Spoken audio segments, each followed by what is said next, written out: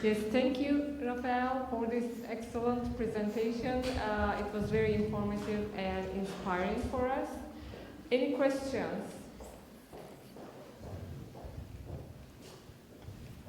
Thank you for your inspiring presentation about your inspiring project.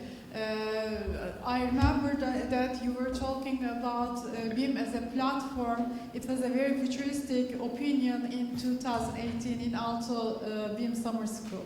And now we are talking about digital twin as a platform. And I have two questions for you. Actually, I want to learn your opinion about the situation. So you talk about that digital twin for construction and digital twin construction.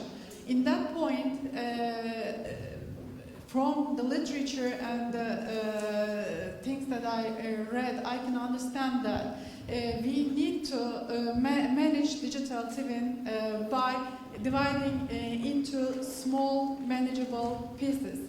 So that in that point, microservices comes to the table, which I think you stated as servers and digital twin services. That's right. And plus, the second point is that we are now talking about cloud computing, but I understood from the manufacturers that they try to jump into the fog computing to be faster, but now it's not so safe now. I want to learn your opinions about these two subjects. Thank you very much. My pleasure. Microservices. Yeah, I didn't use that term, but I think that's correct. I didn't think of using that term, and I think that's the intent of having smaller companies who are in any case very focused on being drywall builders or suppliers of concrete blocks or suppliers of concrete or a concrete pump. I mean, we see it already in industry today that most of them operate as independent service providers. They're not employed by enormous companies. But they sit there at the bottom of the food chain and they're employed opportunistically, if you like.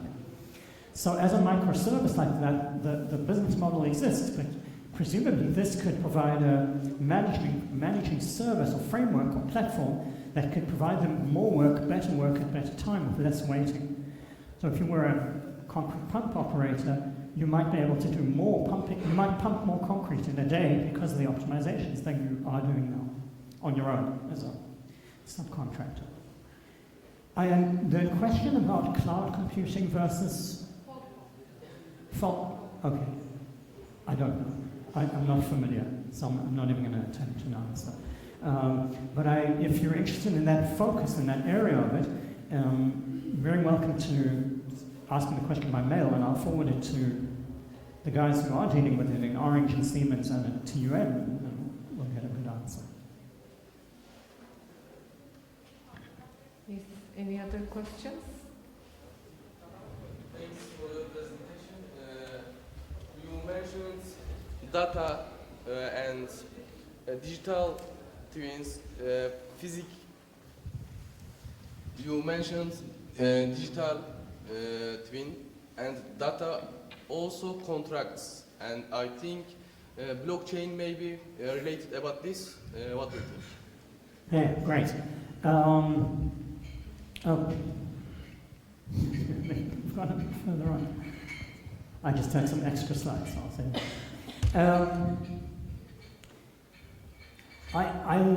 Again, we have not touched on blockchain in this project, and I have not researched in blockchain in other projects. Clearly, once we move entirely digital, then there will be questions about what information is valid, what's not valid, and how we secure it. But I think it's turning out that certainly in BIM modeling and with common data environments for BIM models, they're less prone to attack than we tend to think generally, and they're more prone to human error and problems. I honestly don't know. I think that one of the concerns with blockchain might be the amount of computing power we need and the amount of energy we can consume doing it. And so, although in some cases where we need to have secure projects that might be essential, I think for the majority of projects, It's a bit like if you leave the construction drawing on the table and somebody takes it, well, who cares, really? And also, if we're in a situation where, although I did say that information in the design build area is power, so we want to protect it, but here it might not have the same thing, because negotiations will not be done in the same way. I guess you can hear, as I'm going on, without any focus, that I don't really know the answer to the question. So anybody who is interested in thinking about research in the area of blockchain or journals or other things in data protection, hot topic, and I would recommend getting engaged. Mm-hmm. Okay, yeah, no problem. I can use the microphone. It's on the way.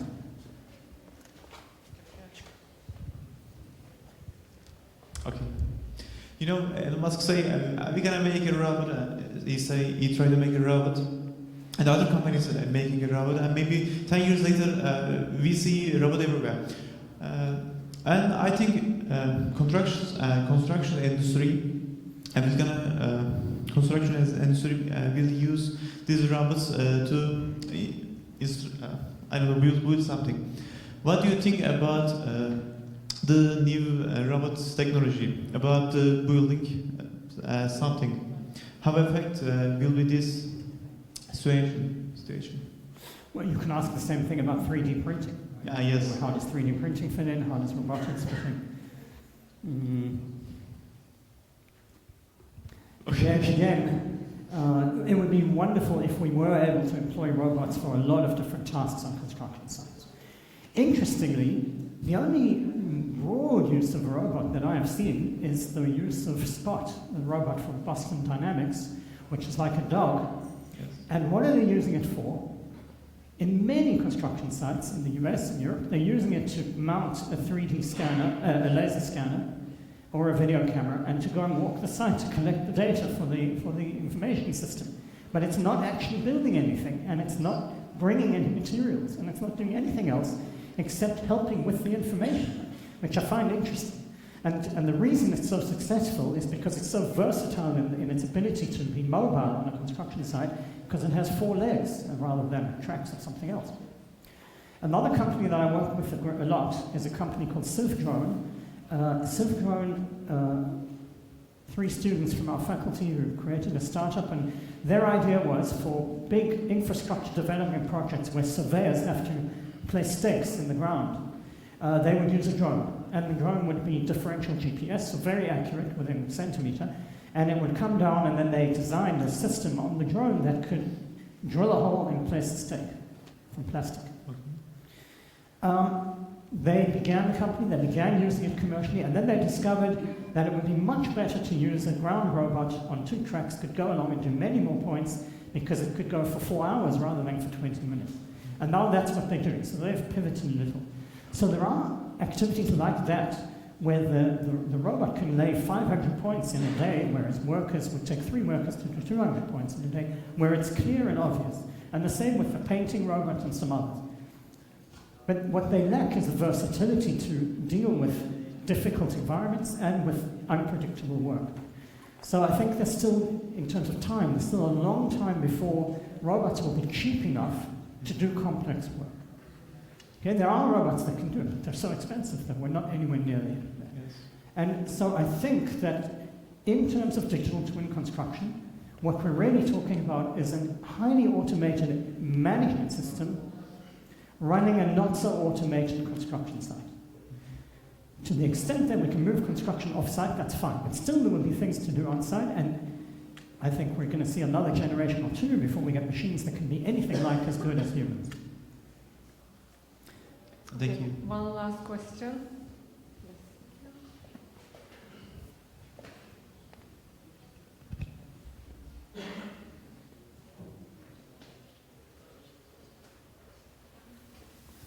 Dear Rafael, thank you for your great presentation. I noticed the waste index in your presentation with calculation with Beam Twin platform. Do you evaluate the waste index for only material waste or labor, equipment? How do you evaluate the waste index in scope of what? So could you explain in more Yeah. details this waste index value for considering what? Yeah, sure. Thank you. Okay. At last, a question I know the answer to. Flow and waste are opposites. If in a construction project we have good flow, then we have very little waste. What does that mean? If you think of, say, workers coming to do some work, then you can measure their flow by saying how much time did they wait, how much time did they walk, how much time did they carry materials, how much time did they actually work, and then how much time did they clean up, throw away the material. So, and then their flow is measured by how well they went from one apartment to the next apartment to the next, and we can measure that on a timeline. In that timeline, they have value-producing work and non-value time. All the non-value time is waste, and so that is part of what we consider. But also material waste, information waste, because anything that flows can have waste associated with it. And there are generally 4 things that flow in a construction site. The workers, because they're flowing through the thing. The equipment, by the same token, you're taking equipment from one place to the next. Information, which flows from designers to contractor to subcontractor to the worker on site. And there can be waste and there can be waiting there too, right? Information can sit somewhere for a week in somebody's email and it's not being passed on, so its flow is interrupted. And the 4th thing that has waste, and this is perhaps the least intuitive one, is the construction locations, the product. By that I mean the room or the apartment or the floor. If you think of a car manufacturing plant, then the cars that are still being